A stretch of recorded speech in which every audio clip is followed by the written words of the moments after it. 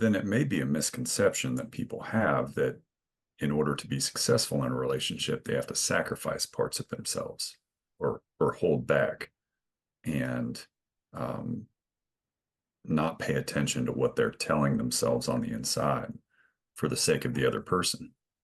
We should always pay attention to what we are saying to ourselves for the sake of ourselves and for the sake of the other person.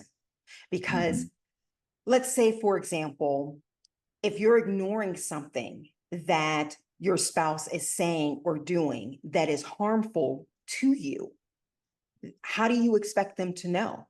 Now, there are some things that it's just very obvious, right? There are some things that are obvious, and then there are some things that may not be so obvious. And in those cases, that's when it's up to you to share with your mate how it is that you're feeling inside.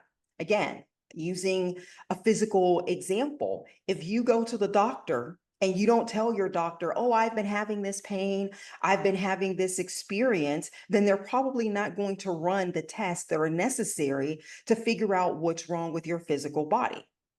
Mm-hmm. So then can you really get upset with the doctor later on when they say, hey, we could have dealt with this, but you didn't tell me. I didn't know. We would have run more blood tests. We would have run different types of tests. And then there's a possibility that what you were experiencing would have shown up sooner, but we don't. And what happens is because everything is more of a feeling, of a thought, it's so emotional when it comes to relationships, our scars most likely don't show unless there's physical abuse. The Mm-hmm. scars that we gather in relationships, they don't show up.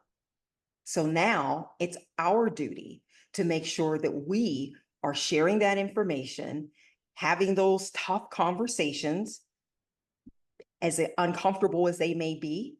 It's important that we have them. So we have to develop the courage to have those uncomfortable conversations so that we don't lose ourselves, so that we can move forward.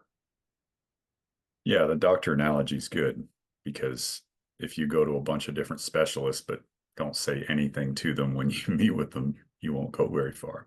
You won't Right. learn anything.